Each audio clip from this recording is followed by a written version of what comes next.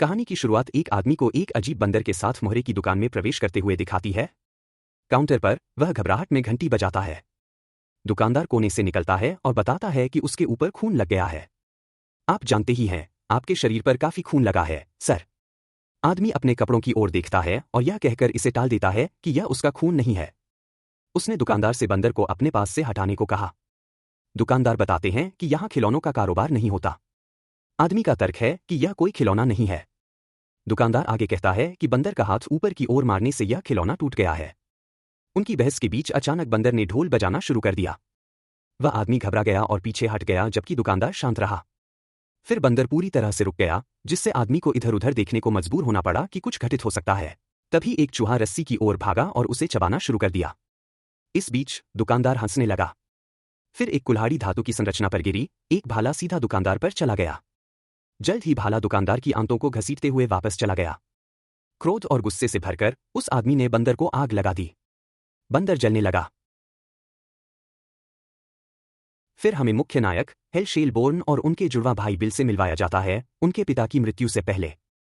मैं आपको बता दूं, बिल एक बदमाश है। उनकी मां ने बताया कि कैसे उनके पिता ने सिगरेट खरीदने के बहाने उन्हें छोड़ दिया था। लड़के कोठरी में अपने पिता के सामान के बारे में बहुत उत्सुक थे। उन्हें एक पायलट सूट और एक बॉक्स मिला। बॉक्स के किनारे लेबल पर लिखा था, चाबी घुमाएं और देखें कि क्या होता है। यह पता चला कि यह वही बंदर बिल है। हेल चेतावनी के साथ भी बिल ने चाबी घुमाना शुरू कर दिया। फिर पहले तो कुछ नहीं हुआ, लेकिन फिर बंदर का हाथ हिल गया। लेकिन फिर अगले दिन यह पूरी तरह से बंद हो गया। हमें उनकी दाई से मिलवाया गया। एनी, वे सभी एक रेस्टोरेंट की ओर जा रहे हैं। हॉल वैन का दरवाजा खोलता है और बंदर को देखता है और कार में घबरा जाता है। बिल बेबीसिटर के साथ फ्लर्ट करता है और उसने उसे रोक दिया, लेकिन बिल हार मानने तैयार नहीं है। रेस्टोरेंट में वे सभी अपने आने वाले भोजन के लिए आराम से और उत्साहित दिखते हैं। चीफ एनी के साथ फ्लर्ट कर रहा था और उसने भी मुस्कुराकर जवाब दिया। फिर हमें सामने की सीट पर बैठा हुआ वह लानत बंदर दिखाया गया। किसी तरह वह रेस्टोरेंट में पीछे की सीट से चला गया। सब कुछ सामान्य लग रहा था और चीफ ने लगातार दरवाजे से गुजरते हुए दिल के आकार के चावल को हिलाकर अपनी प्रतिभा दिखाई। फिर हमें बंदर को ढोल बजाते हुए दिखाया गया। रेस्तरां में शेफ को चाकू का शो करते देख हॉल घबरा गया, लेकिन चाकू फिसल गया और एनी का सिर कट गया। हॉल ने दुर्घटना को देखा और हैरान रह गया। एनी का सिर गर्म प्लेट पर लुढ़क गया। एनी की शांति से मृत्यु हो गई। चर्च के बाहर मां ने अपने बच्चों को यह कहकर सांत्वना देने की कोशिश की कि वे सभी मर जाएंगे, इसलिए ज्यादा चिंता मत करो और जीवन का आनंद लो। उसके बाद वे सभी अपने दुख को भुलाते हुए नाचते हैं। उसके बाद हेल अपने स्कूल में है, जहां वह गुंडों द्वारा फंसा हुआ है। उन्होंने उसकी पैंट ले ली और उसे बिना पैंट और गुस्से के घर चलने पर मजबूर कर दिया। घर पर उसकी मां उसके लिए खाना बना रही है। एक कमरे में हेल बंदर को पाता है और बंदर से पूछता है कि क्या वह अपनी दाई एनी डेथ के लिए जिम्मेदार है। फिर वह अपने भाई बिल से डर गया। बिल ने उसे बंदर की पेशकश की कि अगर वह असभ्य बातें करके खुद का अपमान करता है। अगले दिन हेल ने बंदर को अपने पास रखा, यहां तक कि उसे स्कूल में भी लाया। फिर से वह स्कूल के गुंडों के जाल में फंस गया। इससे और अधिक बदमाशी हुई और हेल मैश केले से लथपथ घर आया। उसकी मां ने उससे कहा कि रात का खाना तैयार है। एल अधिक समय तक गुस्सा नहीं रोक सका। एल उस पर भड़क गया।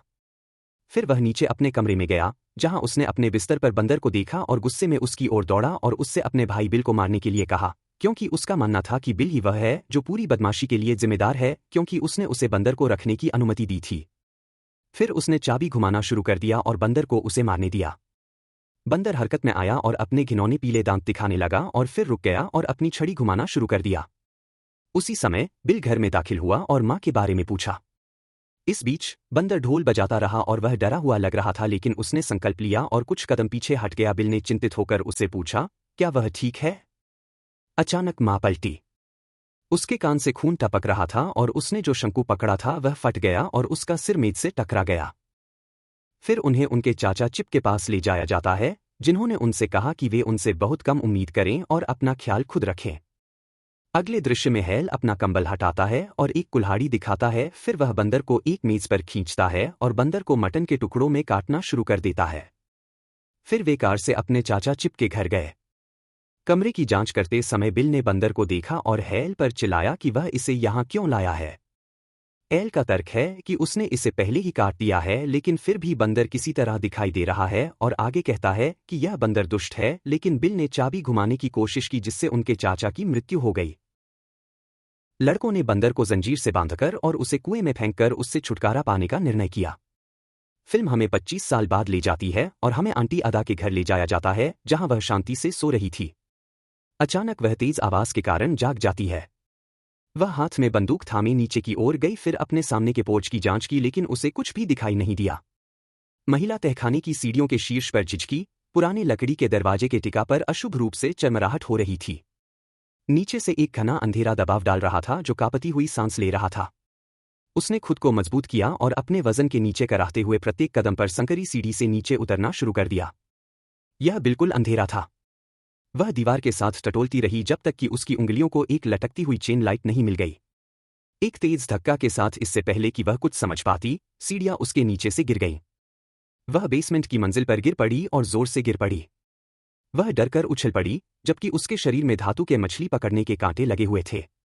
वह उन्हें छुड़ाने की कोशिश में चीखी, लेकिन कांटे हर हरकत के साथ उसकी त्वचा को चीर रहे थे। फिर वह रसोई में गई और स्टोव की जांच की, जहां उसने केतली हटाई और गैस की गंध लेने के लिए झुकी, लेकिन किसी तरह उसका हाथ स्टोव के घुंडी से छू गया, जिससे आग लग गई। उसका पूरा चेहरा जल गया।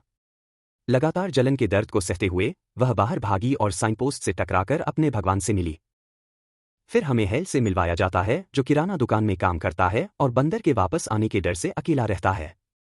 अपनी शिफ्ट के बीच में वह अपने ऑफिस में अपने मैनेजर के पास जाता है और उससे कहता है कि आज उसे काम जल्दी खत्म करने दिया जाए क्योंकि उसके बेटे का जन्मदिन है। मैनेजर यह सुनकर हैरान रह गया कि हेल का एक बेटा है, जबकि उसने पहले कभी इसका जिक्र नहीं किया था। हेल ने उसे यह भी बताया कि वह अपने बेटे को साल में केवल एक बार ही देख पाता है। एल अपनी पूर्व पत्नी के विशाल हवेली की ओर जाता है। प्रवेश द्वार पर ही उसे एहसास होता है कि वह अपने बेटे के जन्मदिन का तोहफा भूल गया है और सौभाग्य से उसके पास एक जन्मदिन का कार्ड है जिसे उसने भरना शुरू कर दिया। घर पर हेल की पत्नी लुइस और उसके पति टेड मिले। लुइस ने हेल को बताया कि टेड उनके बेटे पीटी को कानूनी तौर पर गोद ले रहा है और हेल के पास कोई कानूनी अधिकार नहीं है। हेल हैरान रह गया और उसने इस फैसले का विरोध किया, लेकिन टेड ने कहा कि वह आसानी से ऐसा कर सकता है और लुइस ने हेल को सुझाव दिया कि वह इसे जाने दे और आखिरी बार पीटी को एक हफ्ते के लिए अपने साथ ले जाए। पीटी नीचे आया और हेल ने मुड़कर उसका अभिवादन किया। फिर हमें रिकी नामक एक पात्र से मिलवाया जाता है। वह यार्ड सेल के चारों ओर घूम रहा है और बंदर को देखता है। फिर वह उसे पकड़ता है और अजीब तरह से उसे देखता है। अगले दृश्य में हेल और पीटी मोटल में एक कमरे में रहते हैं और हम देखते हैं कि हेल को बंदर ने मार दिया है, लेकिन यह एक सपना है और हेल इससे जाग जाता है। उसे एक अज्ञात कॉलर से कॉल आती है और यह कोई और नहीं बल्कि बिल है। हेल ने शिकायत की कि बिल को कॉल किए हुए 5 साल हो गए हैं, जबकि बिल ने उसे सही किया और कहा कि 10 साल हो गए हैं। हेल ने बताया कि बंदर के लिए अपनी मौसी एडा के घर की जांच कैसे करें क्योंकि वह चिंतित है कि बंदर उनके परिवार से जुड़ा हुआ है। अप्रत्याशित रूप से ढीला एयर कंडीशनर गिर गया। दुर्भाग्य से फर्श गीला था और इससे शॉर्ट सर्किट हुआ। एल ने महिला को पूल के किनारे की ओर भागते हुए देखा। उसने उसे रोकने के लिए चिल्लाया, लेकिन थोड़ा देर हो चुकी थी। वह फट गई। उसके अवशेष पूरे क्षेत्र में बिखरे हुए थे।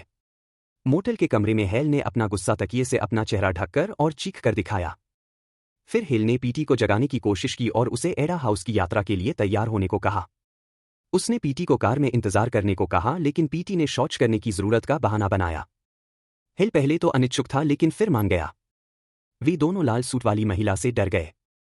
हमें उसके भाई बिल द्वारा एक राज्य एजेंट बारबरा सेंट से मिलवाया जाता है। पीटी, जिसने अपने चाचा के बारे में कभी नहीं सुना था, उसने अपने पिता के प्रति अविश्वास और अविश्वास का व्यवहार किया।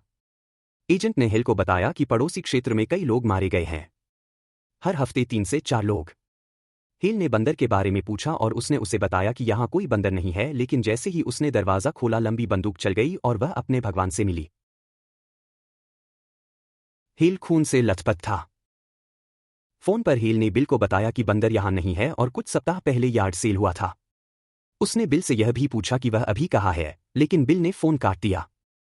कॉल के बाद हिल ने फोन डायरेक्टरी चेक की और आश्चर्यजनक रूप से बिल का नंबर पाया। उत्तर देने वाली मशीन पर डायल करने के बाद उसने कहा कि बिल अब बंदर की तलाश नहीं कर रहा है।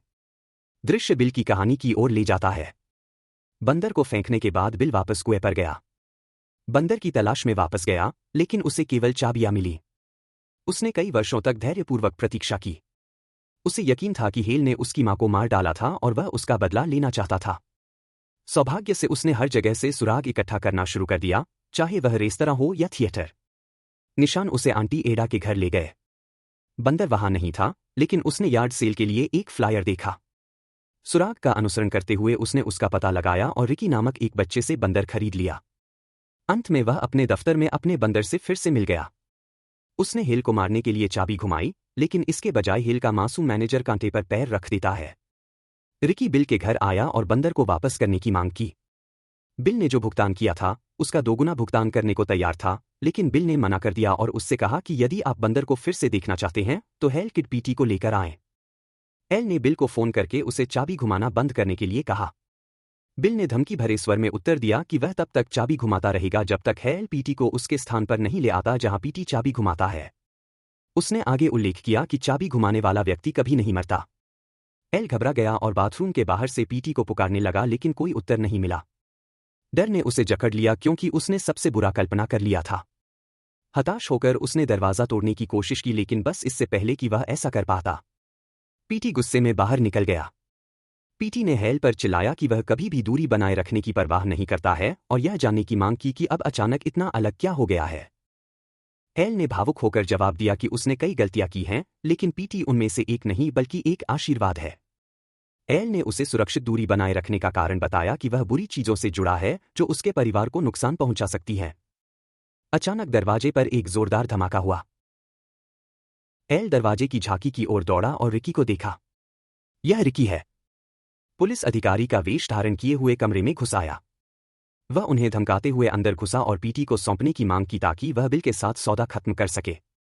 वे बिल के घर पहुंचे और हेल ने पूछा, हम कहाँ हैं? रिकी ने झल्लाकर कहा, खेल मत खेलो, यह तुम्हारे भाई का घर है। एल ने भ्रमित होकर पलकें झपकाईं। हम बचपन से ही उसे अनदेखा करते हुए अलग थलग पड़ गए हैं। रिकी पेटी की ओर मुड़ा और उससे कहा कि जाओ अपने चाचा से बंदर ले आओ। जैसे ही पेटी ने चलना शुरू किया उसने उसका हाथ पकड़ लिया और उसे चाबी के बारे में चेतावनी दी।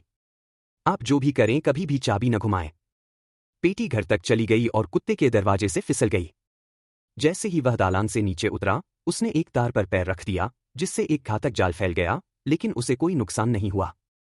उसे उसका चाचा मिला जो बंदर से बात करने में व्यस्त था। बंदर वास्तव में क्या है? पेटी ने पूछा। बिल ने उसकी ओर देखा और कहा कि तुम्हें इसे स्वयं आजमाना होगा। पेटी पहले तो झिझका, लेकिन एक क्षण बाद उसने साहस जुटाया और चाबी घुमाने लगा। जैसे ही बंदर सक्रिय हुआ उसने अपना हाथ ऊपर उठाया। फिर अगले दृश्य में एक पेड़ से एक ततैया का छत्ता हिलकर नीचे गिर रहा था। उसी क्षण रिकी खुजली से अपनी टोपी को हिला रहा था और गलती से उसकी बंदूक चल गई। हेल को तुरंत एहसास हुआ कि गोली विंडशील्ड को तोड़कर छत्ते में जा लगी थी। अचानक एक ततैया उड़कर बाहर आई और उसके बाद एक पूरा झुंड मधुमक्खियां सीधे रिकी की ओर बढ़ने लगीं, उसके खुले मुंह में झुंड बनाकर। हेल को बहुत झटका लगा।